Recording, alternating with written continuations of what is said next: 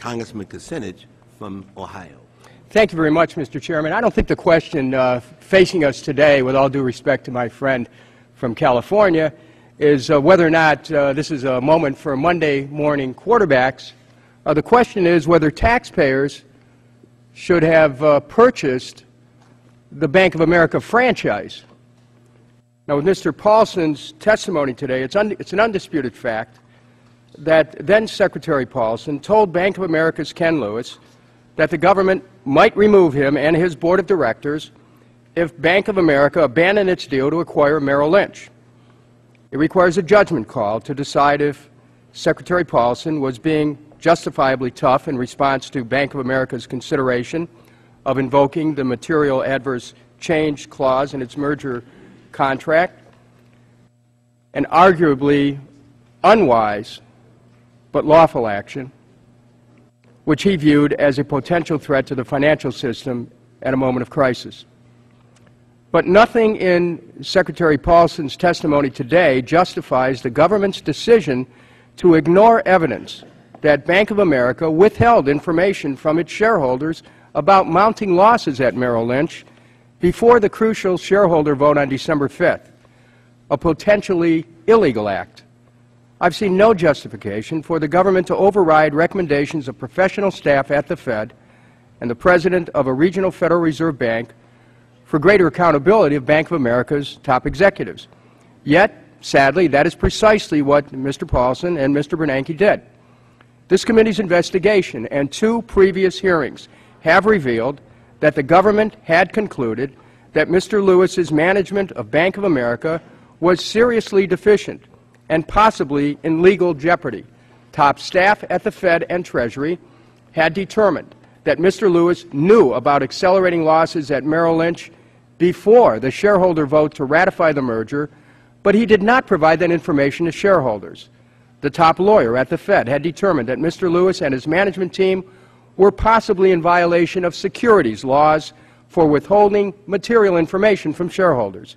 Top professional staff at the Fed had determined that Mr. Lewis and his management team had failed to do due diligence in acquiring Merrill Lynch and were not up to the task of identifying and solving the problems in which they found themselves in late 2008. Top staff at the Fed and even the President of a regional Federal Reserve Bank were pressing for a number of new requirements on Bank of America as conditions of any federal bailout in order to remedy the deficient management they perceived.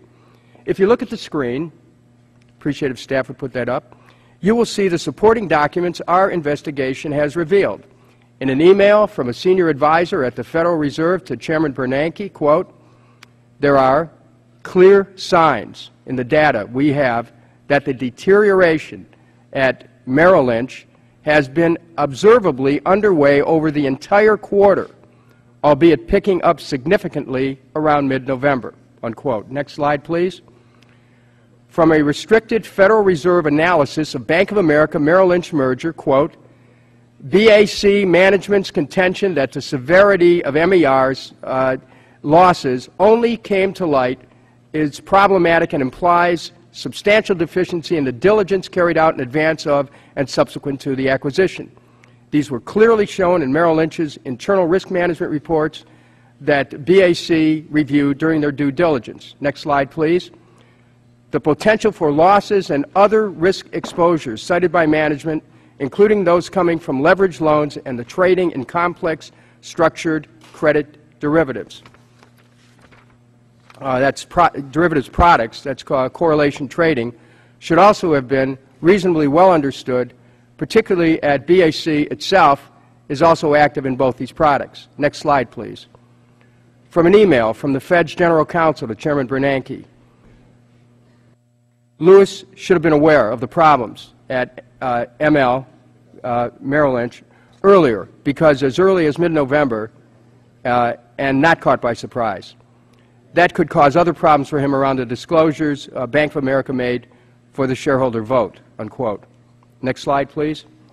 From another email from the Fed's General Counsel to Chairman Bernanke. A different question, quote, "A different question that doesn't seem to be the one Lewis is focused on is related to disclosure. Management may be exposed if it doesn't properly disclose information that is material to investors.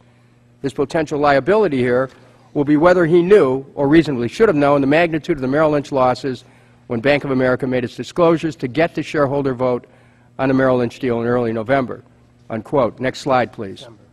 In early December. To get the shareholder vote on the Merrill Lynch deal in early December, unquote. Next slide, please. From talking points prepared by top staff at the Federal Reserve, quote, Bank of America should expect to be required to more intrusive review and involvement by the U.S. government in the selection of management of Bank of America, including the board of directors, unquote. And the final slide. From an email from Eric Rosengren, president of the Boston Federal Reserve Bank, to Chairman Bernanke, quote, going forward, I'm concerned if we too quickly move to a ring-fenced strategy, particularly if we believe that existing management is a significant source of the problem and that they do not have a good grasp of the extent of their problems and appropriate strategies to resolve them. I think it's instructive to look at the example of the Royal Bank of Scotland. The UK replaced senior management. I would not want to discard this option prematurely, unquote. In spite of the evidence and recommendations from top staff, Secretary Paulson and Chairman Bernanke bailed out the merger of Bank of America and Merrill Lynch without requiring replacement of Bank of America's top management or board of directors or imposing any meaningful new requirements on Bank of America's management. Not every national government, faced with troubled, systematically significant banks, behaved the same way. The UK dismissed top corporate management at Royal Bank of Scotland upon rescuing the company, without impairing the bank's ability to operate. Even in the U.S., General Motors' top executive was pushed aside as a condition of federal support. But in the United States, the management of systemically significant banks such as Bank of America not only kept their jobs, they received billions in taxpayer dollars to help plug the holes in their balance sheets. Secretary Paulson regards the government's intervention in financial markets as successful. Certainly TARP and the Fed's many new lending facilities aid systematically significant banks and have bought time for those banks. But the lasting contribution— Will the gentleman summarize? I'll summarize right now. The lasting contribution of this committee's investigation will be exposing Treasury and the Fed's failure to require meaningful accountability from systemically significant banks in exchange for federal bailout. Not a single CEO of a systemically significant bank was removed from his job by government action for a misdeed or mistake, nor has a single CEO of a systemically significant bank fully explained his role in creating the circumstance of the financial crisis. The biggest, most powerful bankers have essentially received a free ride at taxpayers' expense.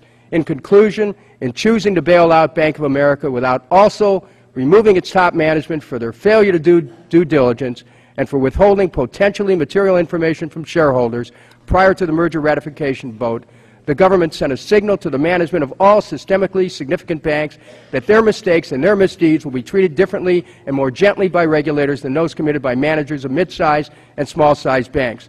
Over the coming months and years, it will prove to be a dangerously destabilizing signal that we will deeply regret. I yield back. Mr. Chairman, as a point of order, on this side at least, we have not received any of the documents that were displayed. Could we get copies of each of those that were put on the board, please? We'd be delighted to do so, without objection. I now yield to the gentleman from Ohio again, who is a policy, of course, the ranking member of Domestic Policy Subcommittee, Mr. Jordan. Thank you, Mr. Chairman. Let me thank you, Chairman Kucinich, Ranking Member Issa, for working with me